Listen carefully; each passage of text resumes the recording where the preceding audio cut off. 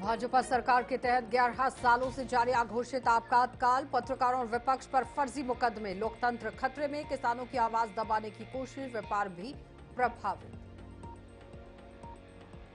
सचिन पायलट ने भाजपा सरकार की नीतियों की कड़ी आलोचना, कानून व्यवस्था, किसान संकट और यहां बेरोजगारी पर गंभीर सवाल, कांग्रेस नेताओं पर हो रहे हमले और फर्जी मुकदमे।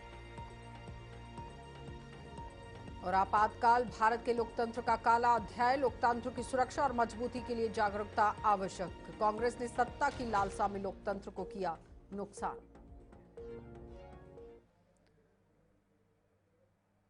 नमस्कार, बुलेटिन में आपका स्वागत है। मैं हूं आपके साथ आशा सरमाल। चलिए शुरुआत करते हैं छत्तीसगढ़ से जुड़ी खबरों की। भारत में 11 वर्षों से भाजपा सरकार के अधीन एक अघोषित आपातकाल लागू है, जिसमें सरकार के खिलाफ उठने वाली आवाजों को दबाया जा रहा है। पत्रकारों और विपक्षी नेताओं पर फर्जी मुकदमे लगाकर लोकतंत्र के चौथे स्तंभ की स्वतंत्रता पर यहां प्रहार किया जा रहा है। युवाओं के रोजगार संकट और बढ़ती हुई महंगाई की भी चिंता यहां बनी हुई है। किसानों की आवाज को दबाया जा रहा है, व्यापार भी प्रभावित है। कांग्रेस पार्टी इस अघोषित आपातकाल के ही खिलाफ जन समर्थन में जुटी हुई है। जो ये आपातकाल लगाया गया था, जिससे उम्मीद है कि जल्द ही जल्द यहां लोगों को लोकतंत्र को पुनः मजबूत करने की बात भी की जाएगी और इस पर काम भी किया जाएगा। स्थानिक तौर पर जो घोषित आपातकाल था कुछ महीनों में समाप्त हो गया था और बीते 11 साल से मोदी भाजपा की सरकार ने जो अघोषित आपातकाल लगा रखा है, जिसमें सरकार के खिलाफ सवाल पूछने वाले हो, पत्रकार हो या विपक्ष के नेता जो सरकार की गलत नीतियों के विरोध करते हैं, उनके खिलाफ फर्जी और झूठे मुकदमे दर्ज किए जाते हैं। लोकतंत्र का चतुर्थ स्तंभ भी इस अघोषित आपातकाल के काली छाया में फंसी हुई है। रोजगार संकट है, ट्रेन नहीं मिल पा रहा है, महंगाई चरम सीमा पर है, किसानों को दिल्ली में घुसने से रोका जाता है, युवा अगर रोजगार के लिए आंदोलन करें तो उनके खिलाफ षड्यंत्र रचा जाता है, व्यापारी डरे सहमे हुए हैं और अघोषित आपातकाल लगाने वाले सिर्फ 2 लोगों के लिए काम कर रहे हैं। पूरे देश में जो अघोषित आपातकाल 11 साल से चल रहा है, तो किस मुंह से भाजपा के नेता आपातकाल के खिलाफ आंदोलन करने की बात करते हैं, घड़ियाली आंसू बहाते हैं। इन्हें तो आईना देखना चाहिए। खुद भाजपा के नेता जब आईना के सामने खड़े होंगे, समझ में आएगा कि वो घोषित आपातकाल तो समाप्त हो गया था, ये अघोषित आपातकाल को अब जनता समाप्त करेगी और बहुत जल्द इस देश को मोदी भाजपा के घोषित आपातकाल से मुक्ति मिलेगा। और कांग्रेस पार्टी ने इस अघोषित आपातकाल के खिलाफ जो मुहिम छेड़ा है, तो कांग्रेस प्रदेश मुख्यालय राजीव भवन में वरिष्ठ नेता सचिन पायलट की प्रेस कॉन्फ्रेंस में यहां भाजपा सरकार पर कड़ी आलोचना की गई है। उन्होंने कहा कि यहां पिछले 1.5 सालों में सरकार केवल प्रचार में लगी रही, जबकि कानून व्यवस्था, किसान संकट, बेरोजगारी और बुनियादी सुविधाओं की स्थिति खराब हुई है। कांग्रेस प्रदेश अध्यक्ष दीपक बैज, भूपेश बघेल, अन्य नेता भी यहां मौजूद थे। महत्वपूर्ण प्रेस वार्ता रखा गया है और हमारे प्रभारी राजीव सचिन पायलट जी आपको संबोधित करेंगे।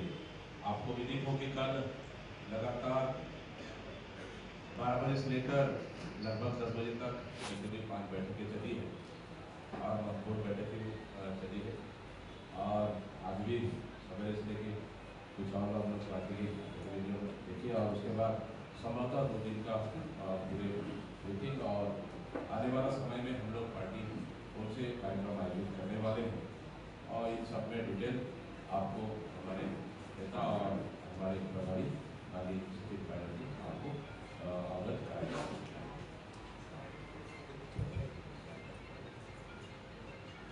बहुत बहुत धन्यवाद साथियों, आप सब यहाँ पर आए, आपका शुक्रिया।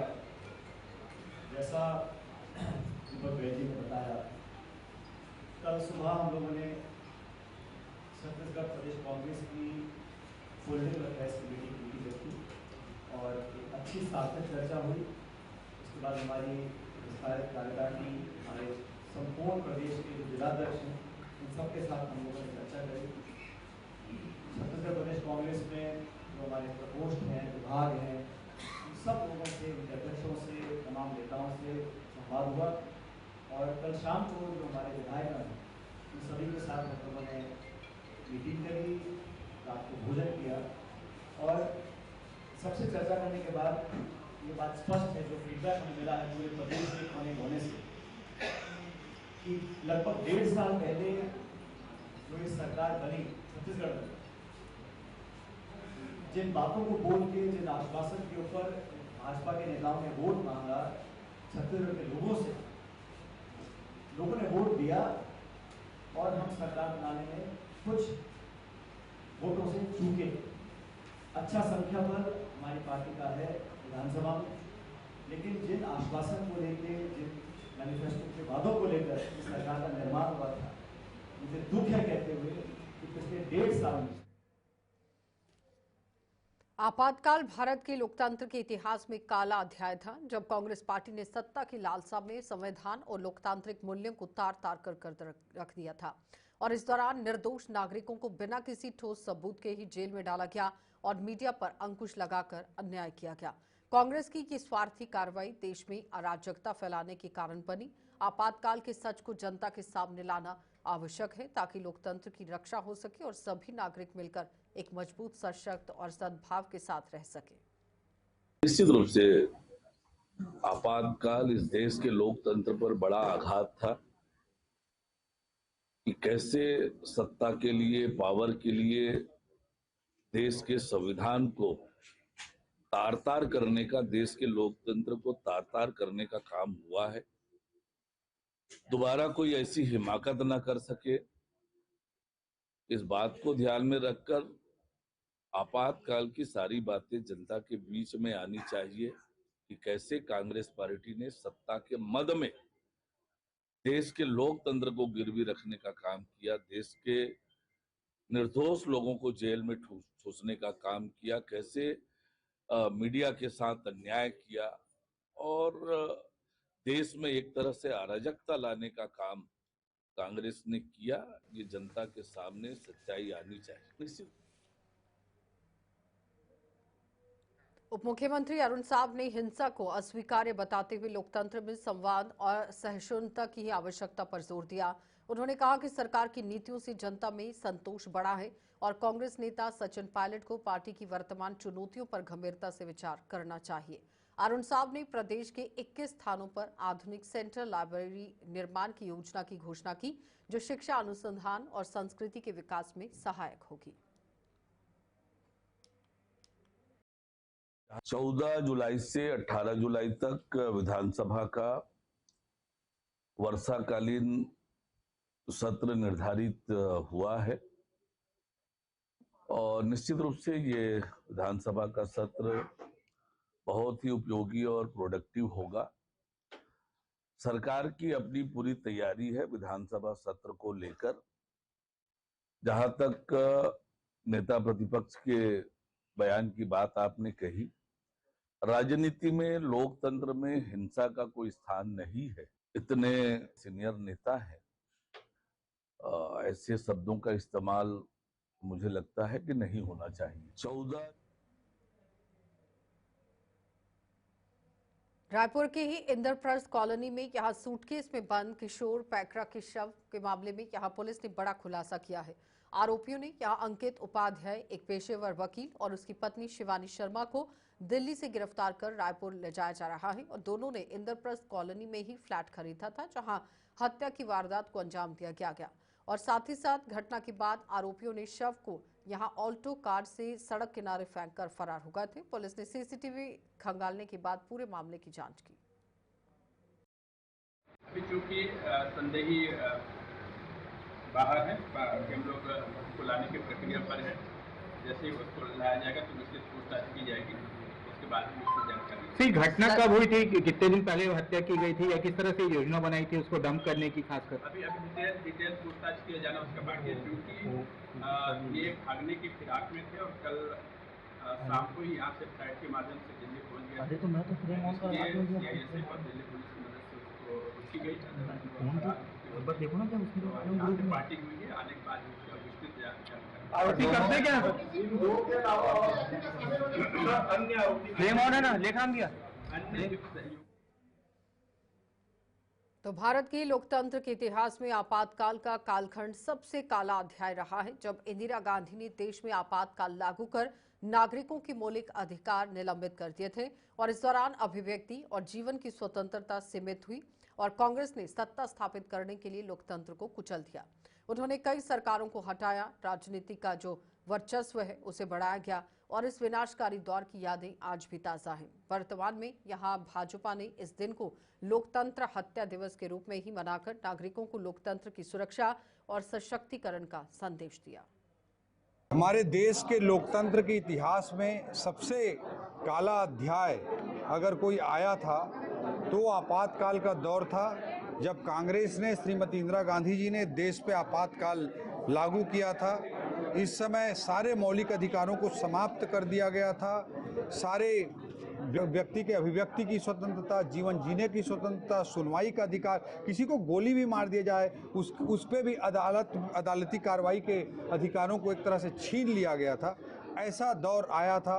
ये व्यक्ति पूजा की, परिवार पूजा की चरम पराकाष्ठा का दौर था, जब कांग्रेस के लोग कहते थे Indira is India and India is Indira. इस तरह की स्थिति उन्होंने निर्मित की थी। इसके अलावा 100 के लगभग बार 356 लगाकर चुनी हुई सरकारों को भी कांग्रेस ने हटाकर लोकतंत्र की हत्या करने का प्रयास किया। इस तरह से भारत के लोकतंत्र को कुचलने का काम कांग्रेस ने किया था। जब वो सत्ता में रहते हैं तो उनका ये चरित्र रहता है, आज विपक्ष में है तो दुनिया भर के अनर्गल आरोप लगाते हैं। तो छत्तीसगढ़ वक्फ बोर्ड एक्शन मोड में है और बिलासपुर जिले के ही यहाँ चाटापारा क्षेत्र में वक्फ संपत्तियों के 42 किराएदारों पर वर्षों से किराया न चुकाने पर कार्रवाई शुरू कर दी गई है। बोर्ड अध्यक्ष डॉक्टर सलीम राज ने सभी किराएदारों को बुलाकर नए किराया दर और एग्रीमेंट तय कराए हैं और अब किराया सरकारी गाइडलाइन के अनुसार ही वसूला जाएगा, जबकि बकाया किराया 4 किस्तों में जमा करना होगा। और पहले बिलासपुर के वक्फ को अगर बात करें लेकर तो 23,000 मासिक आमदनी होती थी, अब ये रुपए देखिए बढ़ गए हैं, 5.40 लाख हो गया है। और यहाँ डॉक्टर राज ने कहा कि नया वक्फ बिल गरीब मुसलमानों की तरक्की का रास्ता खोलेगा। ये करीबन 1974 के आसपास के किराएदार थे। कभी 20 रुपये, 50 रुपये, 70 रुपये और हाईएस्ट 400 रुपये तक किराया दिया जाता था। और आज वर्तमान किराया होना चाहिए उसका 22,000 से 25,000 रुपये। तो आज करीबन 42 किराएदारों को बुलाया गया है और 42 किराएदार को बुला के एग्रीमेंट किया गया है कि आप 400, 500 या 200 रुपये किराया देते वो नहीं चलेगा। किराया नहीं देने वालों की दुकान सील कर दी जाएंगी या छत्तीसगढ़ राज्य वक्फ बोर्ड के द्वारा आप एग्रीमेंट करिए कि जो शासकीय गाइडलाइन है और कलेक्टर दर के हिसाब से किराया दीजिए। उसमें भी 30 से 40% उनको छूट दे दी गई है। करीबन जिसका दुकान का किराया था 400 रुपये वो 15,000 रुपये में तैयार हुआ और जिसका किराया 80 रुपये था वो 5,000 रुपये में तैयार हुआ।